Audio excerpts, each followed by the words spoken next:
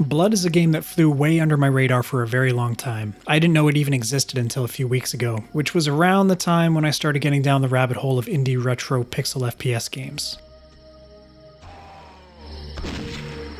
But Blood isn't an indie retro title inspired by classic 90s shooters like Duke Nukem 3D. It is one of those classic games, recently seeing a remaster in 2019 which is selling on the Steam store right now for around $10.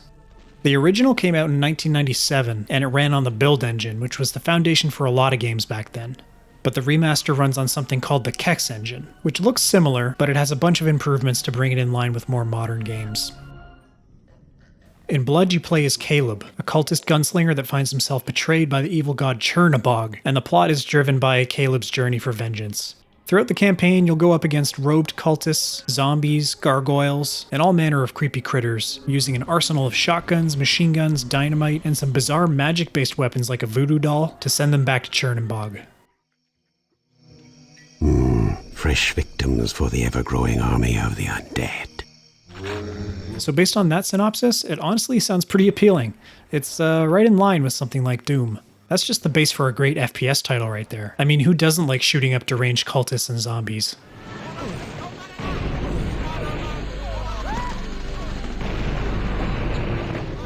I want Jojo! I want Jojo! Jojo! Jojo!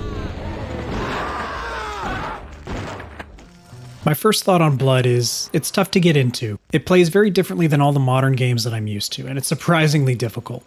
I played on the normal difficulty called Lightly Broiled, and I got my ass kicked for like the first hour. But once I got a handle on the movement and the weapons, everything just kinda clicked and fell into place. The game became really enjoyable after that. The protagonist, Caleb, is really fun to play as well. He's this insane guy who doesn't care who he hurts, and he's not squeamish about all the murder you're going to be doing with him. To the contrary, he actually loves it.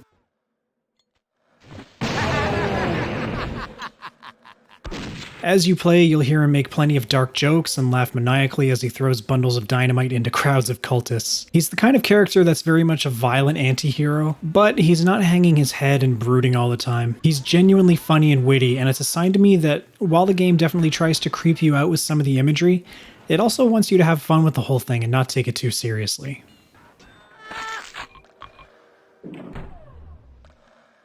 Whoa! Oh, just me. The voice actor for Caleb is a guy named Stephen Waite, and I think he does just a superb job bringing Caleb's darkly humorous personality through. Wow, this promises to be fun.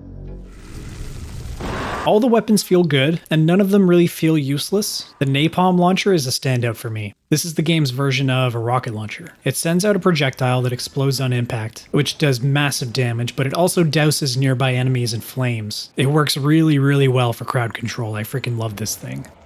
And the cool thing about the weapons is that they all have a secondary fire mode. The shotgun, for example, can fire both barrels at once instead of just one, and the flare gun will shoot a flare that explodes on impact, causing huge damage similar to the napalm launcher.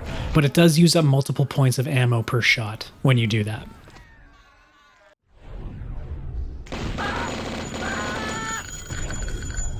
One tip I have for you if you decide to pick this thing up: quick saving is essential. Make it part of your muscle memory to mash that quick save button after every fight. There were plenty of times where I lost like 20 minutes of progress because I forgot to manually save. This game plays very differently from the modern games you might be used to, and it's very stingy with ammo early on. You will die a lot, but just push through those first couple of levels and I promise it'll be worth it. Also, there's not really any hand-holding in terms of navigating the levels. I mean, you can pull up a map by pressing tab, but I didn't really find it all that useful. Also, there are no glowing markers to guide you to the next area. You'll have to do all the pathfinding the old school way. Anyway, this is video number 2 in my trio of Halloween special videos leading up to Halloween. I hope you guys enjoyed it. I'm going to try and make this one as brisk as possible because, well, in hindsight, I think the Doom Eternal video was way too long. There was way too much footage in that one. I still hope that you guys enjoyed it though, those of you who did watch it. Okay, that's it for today, guys. Take care, be safe out there, and have fun. I'll talk to you tomorrow in the final video, and until then, game on, my friends.